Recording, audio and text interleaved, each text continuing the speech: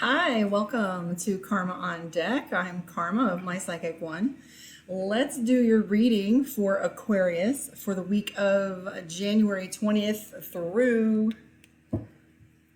January 26th. So this is for you, Aquarius. Let's shuffle this other one too.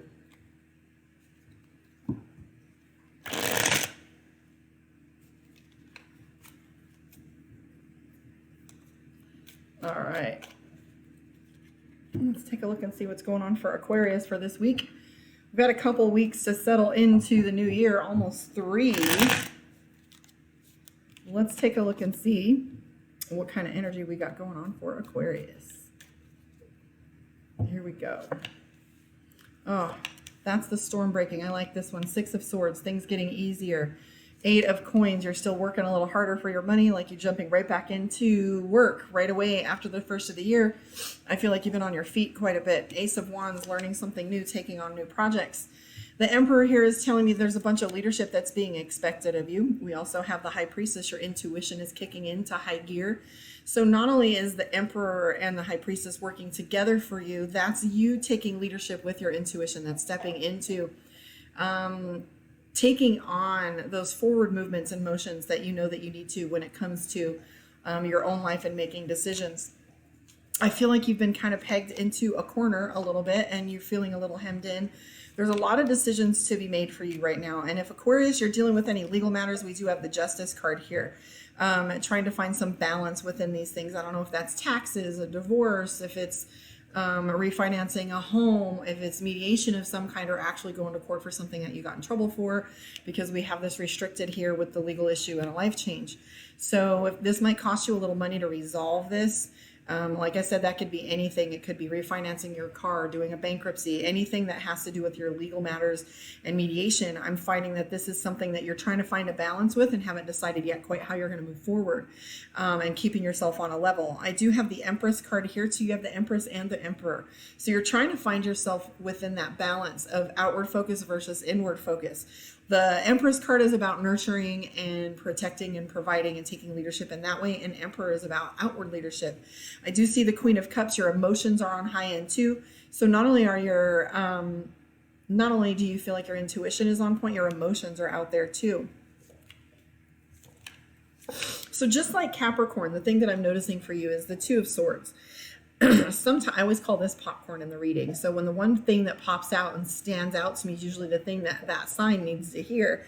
I'm seeing the Two of Swords, and the Two of Swords references you having the inability to make a decision. And this feeling stuck energy right here can really push us to make a decision. If we're unhappy and feeling restricted, it's like where you're freaking out and being like, okay, you get really clear. That's that lifting the car in an emergency kind of thing. You get totally, instinctual with it. But we have the Two of Swords. And the thing about the Two of Swords that makes me uncomfortable, or that I worry about, is the Two of Swords is all 6 of one, half dozen of the other. It's one of those situations where you don't feel like you can win. You feel as if you choose this, you're going to lose this other element. If you choose this other element, well, that one goes out the window too. So it's finding that perfect balance. But you do have the Ace of Coins here. And the Ace of Coins plays with like success. The biggest thing that you're worried about is failure. Right now, success is on the other side of this decision, and you kind of feel as if the whole world could fall apart if you don't make this right decision, or the world or benefit. Let me clear this sentence for you. That the thing that you're looking to do, if you make the wrong decision, you'll lose that opportunity. So you're really sitting on that needle's edge right now, trying to figure out what it is you want to do next. I do see the 7 of Coins. You might even possibly be thinking of a move of some kind or feeling restless within your home. And this could, translate itself into cleaning closets, cleaning the garage, moving your office, getting a new place. It could be any of those items. So for those of you thinking about a move, that's something that's coming into play for you. Let's take a look at your relationship energy with the Mystic Dreamer deck. If you want a one-on-one with me, karmaondeck.com. You can find me there.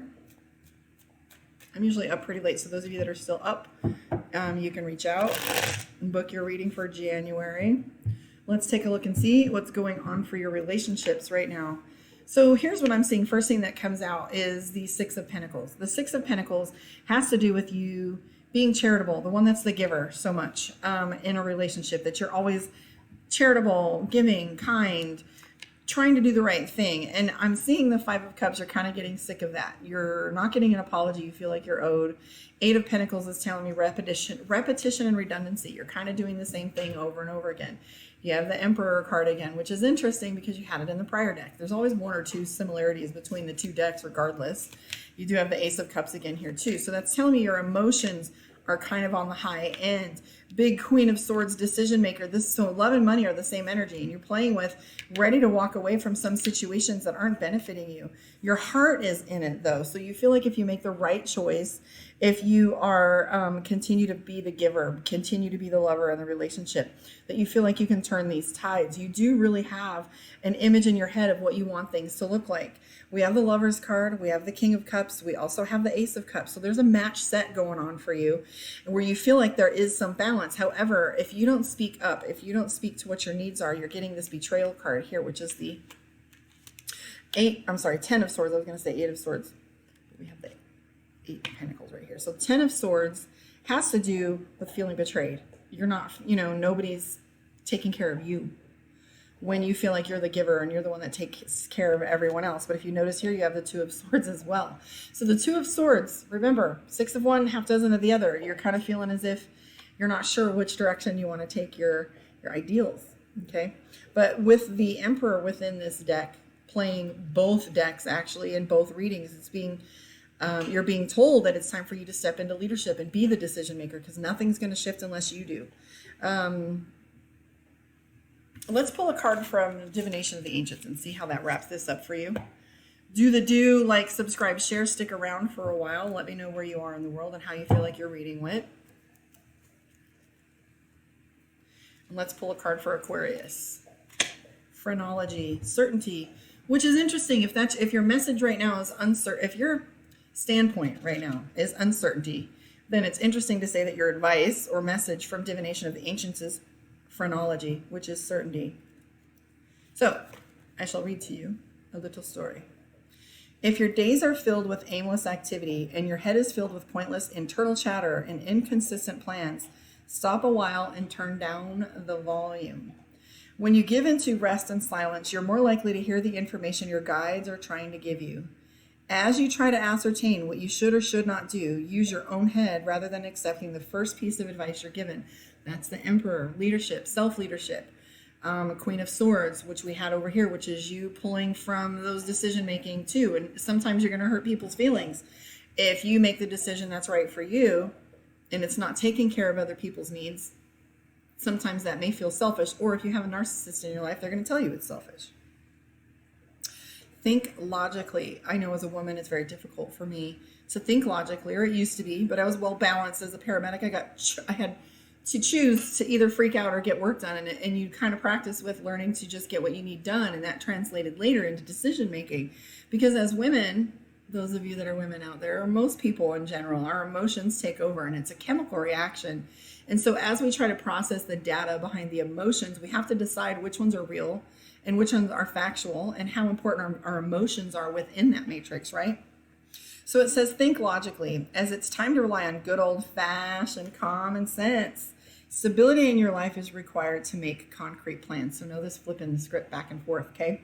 Seek expert advice and research carefully what you need to know to be certain about your next move. If you do so, the outcome will be successful without a doubt.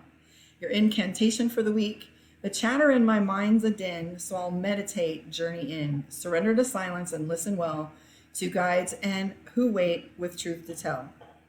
So it's saying here, practice meditation to quiet your mind. Prayer will help you to know. Retreat, monitor your thoughts carefully. That's a huge one. Meditation's a huge one. Listen to your guides. Don't dive straight into a situation. What's the big deal? Like, I always listen to clients that say, this relationship moved very quickly. He wants to get married right away. And I'm like, for the rest of your life, you can wait an extra month. And one of my best advice series that I was talking about during my dating series was all about having, time. Anytime somebody wants to rush you, that's like fear-based. Where's it going to go if you hurry? Where's it going to go if you take your time? It's still going to be here if we're talking about the rest of our life. And how do they behave when you tell them no? It's not going to change over the years, right? So listen to your guides and don't dive straight into a situation. Make sure you are certain of all the facts. Certainty will prevail. Thanks for hanging out with me. I will catch you guys next time. So catch me on the flip side. Have a good day.